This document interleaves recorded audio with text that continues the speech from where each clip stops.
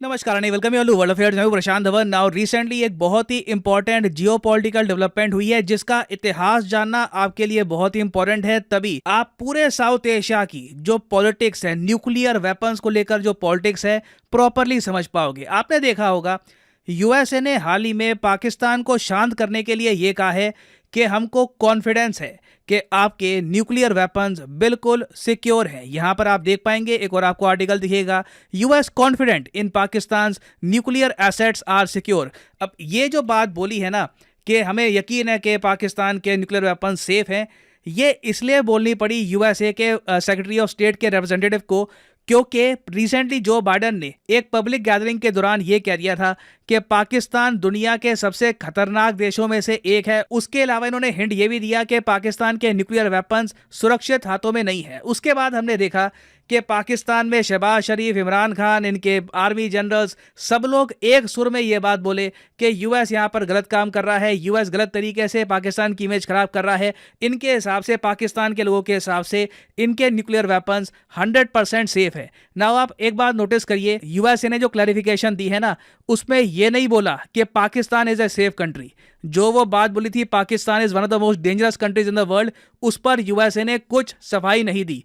US ने simply यहां पर यह कहा है कि हाँ, मानते हैं कि पाकिस्तान के न्यूक्लियर वेपन्स सेफ हैं। और अगर आप सोच रहे हैं कि यूएस को ऐसा क्यों कहना पड़ा, आप जान के सरप्राइज होंगे, क्योंकि पाकिस्तान के न्यूक्लियर वेपन्स की सेफ्टी की फंडिंग ही यूएस ने करी है। और यह कोई थ्योरी नहीं है, ये एक ऑफिशियल फैक्ट है। समझाता हूं आपको। पाकिस्तान ने न्यूक्लियर टेस्ट किया और दुनिया के सामने अनाउंस कर दिया कि इनके पास भी न्यूक्लियर वेपन्स हैं। तब से यूएसए के माइंड में एक चिंता ये थी कि पाकिस्तान में जो रिलीजियस फंडामेंटलिज्म वाले जो एलिमेंट्स हैं, जो जिहादी वहां पे माइंडसेट वाले लोग हैं, उनके हाथ में अगर ये न्यूक्लियर वेपन्स चले गए ना, तो पूरी धरती को बहुत सारा लॉस हो जाएगा। और इसलिए 2005-2006 में यूएसए ने एक प्लान बनाना स्टार्ट किया। इस प्लान के अंडर यूएस पहली बात तो पाकिस्तान को पैसे देगा, किस बात के, ताकि पाकिस्तान के न्यूक्लियर वेपन सेफ रह सके, इनकी सिक्योरिटी बिल्कुल फुल प्रूफ हो। उसके बाद पेंटागन ने एक और प्लान ये बनाया कि कल को अगर मान लो जी पाकिस्तान या अफगानिस्तान के आसपास हालत बहुत ज़्यादा ख़राब हो गई, जिस तरीके से रातों रात तालिबान छा गया पूरे अफगानिस्तान में, पाकिस्तान में भी मान लो, पाकिस्तान में भी पाकिस्तान तालिबान है, मान लो इंटरनली पाकिस्तान के उनका सपोर्ट बढ़ता गया, लोग तंग आ गए, पॉलिटिशियन से लोगों ने कहा सब करप्ट है, अंत में पाकिस्तान तालिबान को ही पावर मिला और रिलीजियस लोग हैं, ये देश को सही जगह में लेके जाएंगे। उस केस में क्या किया जाएगा? उस केस में पेंटागन ने एक प्लान तैयार कर रखा है जिसको ये कहते हैं स्नैच एंड ग्रैब। और स्नैच एंड ग्रैब का मतलब यही होता है कि बस छीन लिया जाए। और यूएसए का प्लान भी यही है कि अगर स्थिति बहुत ज़्यादा खराब हो गई, जो रिलीजियस फंडामेंटलिस्ट एलिमेंट्स है पाकिस्तान में, ये बिल्कुल पावर में आ गए और इनके हाथ में न्यूक्लियर वेपन अगर लगने वाले हैं, तो उस केस में यूएस स्नैच एंड ग्रैब करके बस पाकिस्तान के न्यूक्लियर वेपन्स देश से निकाल देगा। ऑफ कोर्स मुझे यहाँ पर ऐड करना पड़ेगा कि ये ऐसा नहीं है कि ये जो स्नैच एंड ग्रैब प्लान है तभी काम करेगा जब पाकिस्तान में पाकिस्तान तालिबान पावर में आ रहा होगा। बीच में अगर मान लीजिए पाकिस्तान में सिविल वॉर भी हो जाती है, गृह युद्ध हो जाता है इंटरनली, जनता अपनी आर्मी के अगेंस्ट हो गई, आर्मी के हाथ में न्यूक्लियर वेपन्स हैं, आर्मी इधर उधर भाग रही है, आर्मी के लोग भाग रहे हैं, तो उस केस में भी पेंटागन ने एक प्रॉपर प्लान बना रखा है जिसके अंडर ये पाकिस्तान के न्यूक्लियर वेपन सिक्योर कर लेंगे ताकि ये गलत हाथों में ना चले जाएं। अब यहां पर आप कहोगे मगर ये बात कहां लिखी है कि यूएसए ने पैसे दिए थे ताकि पाकिस्तान खुद के न्यूक्लियर वेपन्स सेफ रख पाए?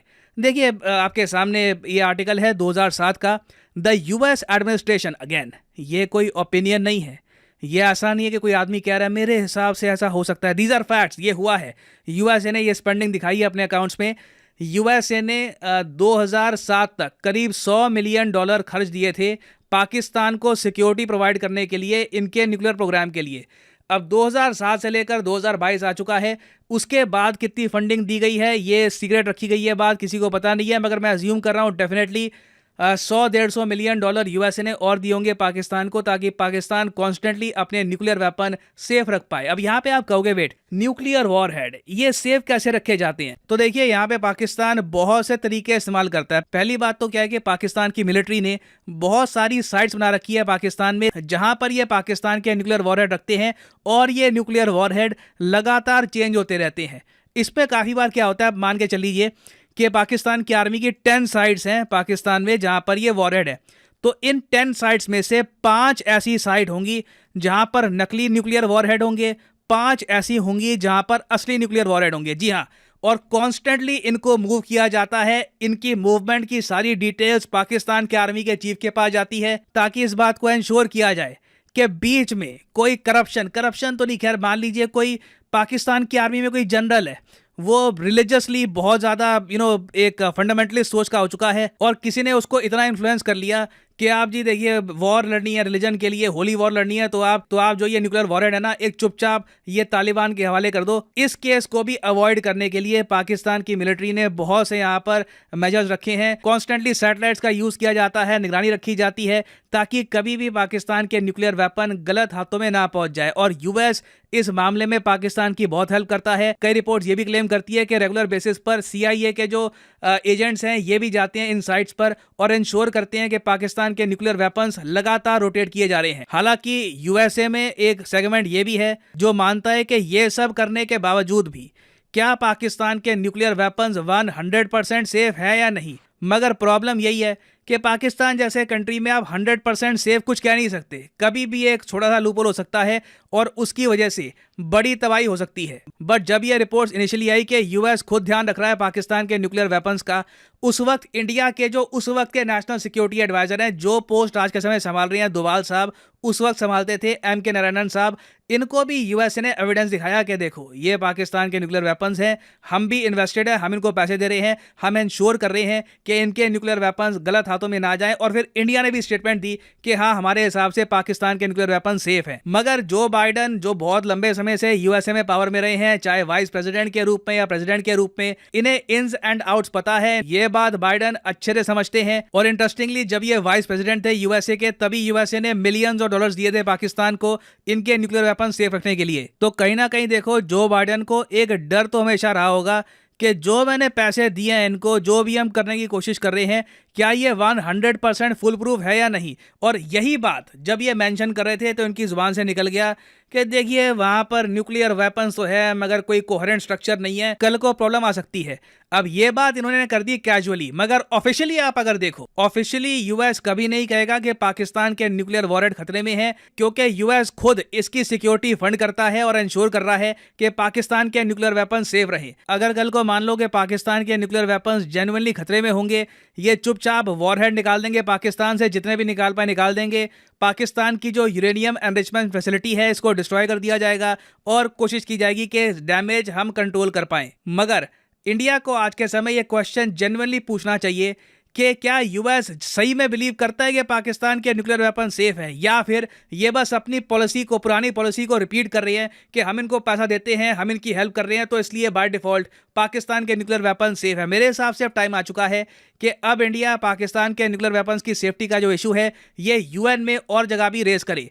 और फाइनली सिंस हम बात कर रहे हैं न्यूक्लियर वेपन्स की, एक क्वेश्चन भी मैं आपसे पूछूंगा कि यूएसए ने जब अपना न्यूक्लियर वेपन्स प्रोग्राम स्टार्ट किया, यूएसए पहला देश था जिसने न्यूक्लियर वेपन्स डेवलप किए थे, तो आपको बताना है कि यूएसए के न्यूक्लियर वेपन्स प्रोग्राम का नाम क्या था। यह है यहाँ पे आपकी option, Eisenhower, freedom 45, Manhattan project या फिर none of the above. Comment section में करिए उत्तर। सही आंसर मैं आपको दूंगा नहीं, इजी क्वेश्चन है, गूगल कर लोगे फट से आंसर मिल जाएगा। तो आप सब लोग कमेंट सेक्शन में इसका आंसर करिए। जो लोग सही आंसर देंगे उनकी मैं कमेंट को हार्ट दे दूंगा ताकि बाकी लोग समझ पाए कि सही आंसर क्या है। नाउ फाइनली यहाँ पर मैं ये भी ऐड कर दूं कि लाइफ में अगर आप एक बार प्रॉपरली यूपीएससी एग्जाम की तैयारी करना चाहते हैं जेन्युइन तरीके से, तो आप अनअकैडमी का स्पेशल कॉम्बो पैकेज परचेज कर सकते हैं। कमेंट सेक्शन में जाइए, यहाँ पे आपको मिलेगा लिंक इस कॉम्बो पैकेज का।